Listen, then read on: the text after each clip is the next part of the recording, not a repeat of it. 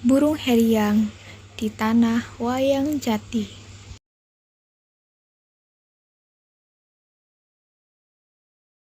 Di sebuah desa kecil yang bernama Desa Wayang Jati, tinggallah seorang anak tangguh bernama Ali, yang hidup bersama ibu dan neneknya di gubuk tua sederhana.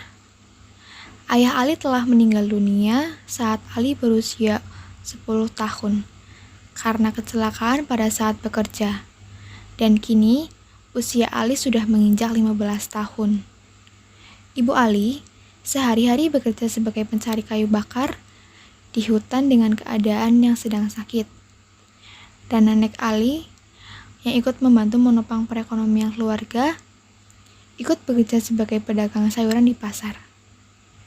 Sedangkan Ali sendiri selalu bergantian untuk membantu ibu dan neneknya. Pada hari Senin hingga Kamis, Ali membantu ibunya mencari kayu bakar. Pada hari Jumat hingga Minggu, Ali membantu neneknya berdagang di pasar. Ali mempunyai seorang teman yang sangat setia kawan dan pemberani. Dia bernama Bagus.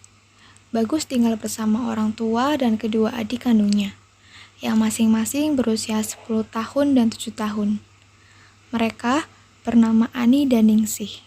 Dan Ali setelah selesai membantu ibu dan neneknya adalah belajar di sebuah pondok yang didirikan belum lama ini. Pondok tersebut diberi nama Pondok Belajar karena pondok tersebut digunakan untuk belajar. Bukan hanya belajar mengenai ilmu pengetahuan, tetapi juga mempelajari berbagai macam hal lainnya, seperti mempelajari ilmu kerajinan tangan, memasak bersama, berkebun bersama, menari bersama, dan berbagai hal lain. Pondok belajar itu dipimpin oleh Nawang. Nawang adalah seorang anak kiai lulusan sekolah yang ada di kota. Mengabdi untuk warga desa. Mengajar anak-anak dengan upah sukarela. Dia mengajar anak-anak tanpa mematok harga kepada warga desa. Dia hanya meminta agar anak-anak rajin belajar. Hari ini, Ali dan Bagus belajar bersama ke pondok belajar. Akan mempelajari cara membuat vas dari botol bekas dengan bahan-bahan yang sudah disiapkan sebelumnya. Cepatlah Ali, kita sudah terlambat. Sebentar Gus, aku mau ambil gunting dulu. Oke, ayo berangkat. Cepatlah. Iya, kau ini cerewet sekali. Benar saja, kelas keterampilan sudah dimulai. Ali dan Bagus langsung bergabung dan menyesuaikan dengan teman-teman yang lain. Baik adik-adik, hari ini kita telah belajar bagaimana cara membuat vas dari botol bekas. Vas itu bisa kalian digunakan untuk meletakkan bunga yang fungsinya untuk menghias ruang tamu agar terlihat lebih indah dan segar. Nawang memberi penjelasan. Karena tadi Ali dan Bagus datang terlambat, jadi kalian berdua akan membantu Mbak Nawang untuk membereskan pondok ya. Baik Mbak, jawab Ali dan Bagus.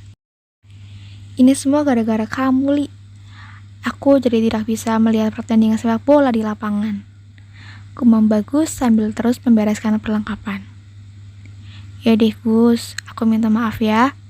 Lain kali tidak akan terlambat lagi. Janji. Ali yang memohon agar Bagus tidak marah. Ya, jawab Bagus singkat. Hari-hari berlalu. Semua kegiatan yang ada di Desa Wayang Jati berjalan normal. Para orang tua bekerja seperti biasa, anak-anak belajar dengan rajin. Semuanya harmonis. Suatu hari, desa tersebut kedatangan pendatang baru dari kota. Mereka tinggal di sebuah rumah gedong di desa tersebut. Warga pun menyambut kedatangan mereka dengan sukacita. Mereka adalah Pak Ibnu, Bu Rahma, dan Fajar. Mereka baik hati, ramah, dan senang membantu warga. Sekarang, Pak Ibnu menjadi saudagar kaya raya yang ada di desa tersebut. Berbulan-bulan, Tak ada yang aneh, hingga pada suatu hari ada sebuah kejadian yang membutakan mata mereka. Semua itu bermula ketika Ali menemukan Fajar yang sedang memukuli Sukma. Sukma, anak petani yang selalu murung dan sulit untuk bersosialisasi. Ali pun segera menghalangi Fajar yang hendak memukuli Sukma kembali. Setelah berhasil menghalangi Fajar dan membawa Sukma ke tempat yang aman, Ali bergegas menemui ketua desa, yakni Pak Kiai. Mengetahui hal tersebut, Pak Kiai langsung memanggil Fajar dan kedua orang tuanya. Dengan baik-baik, Pak Kiai menjelaskan apa yang telah dilakukan Fajar kepada Sukma. Namun orang tua Fajar menutup mata. Mereka menganggap hal tersebut mengada-ngada dan tetap percaya jika Fajar tidak bersalah.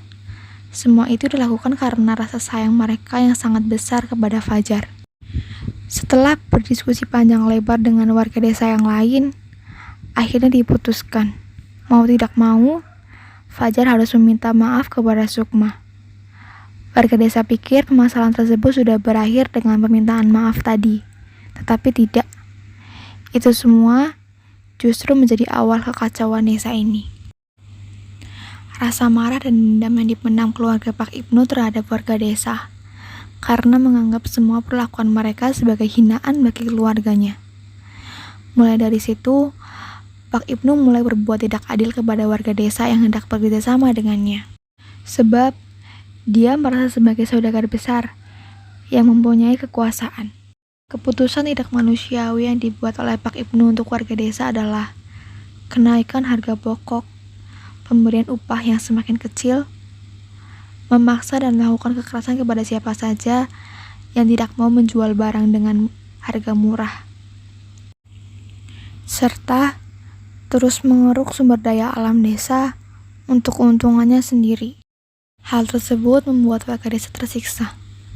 Kebutuhan hidup semakin melambung tinggi, sedangkan penghasilan yang didapatkan tidak mencukupi. Pak Kiai sebagai ketua desa ditemani Ali turun tangan atas semua hal yang dilakukan oleh Pak Ibnu. Semua perbincangan telah dilakukan oleh kedua belah pihak, tetapi tidak mendapatkan hasil apapun. Pak Kiai dan Ali juga tidak mampu meredakan kemarahan dan dendam dari Pak Ibnu. Padahal Pak Kiai sudah ditemani oleh Ali, anak yang pandai dalam memecahkan masalah. Selain itu, Bagus, Ali, dan teman-teman yang lain juga mencoba berbicara dengan Fajar agar dapat membujuk ayahnya karena sebenarnya hal yang telah dia lakukan dulu kepada Sukma adalah salah. Namun, usaha tersebut juga gagal. Fajar juga mempunyai rasa dendam yang sama. Fajar merasa marah dan tidak menyadari apa kesalahannya. Waktu terus berjalan, hingga sektor perekonomian desa semakin memburuk.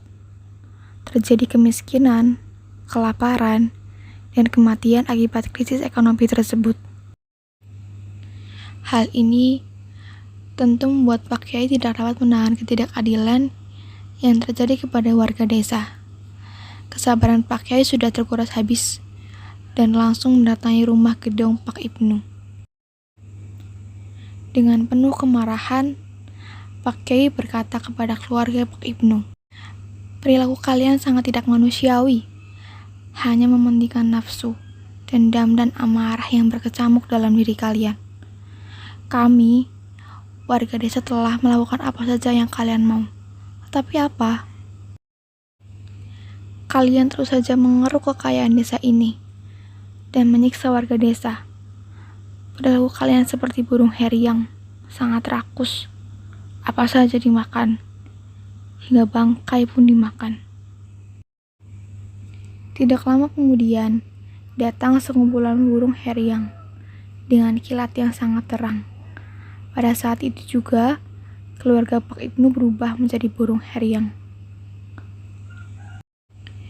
Setelah kejadian mengerikan tersebut, akhirnya warga desa terbebas dari cengkraman Pak Ibnu. Tatanan perekonomian mulai dibenahi dan mulai membaik. Sekarang, burung herian yang dikutuk oleh Pak Kiai tersebut berkeliaran di desa dan menjadi hewan paling dibenci warga. Burung-burung tersebut masih sering mencuri makanan dan bahkan memakan bangkai.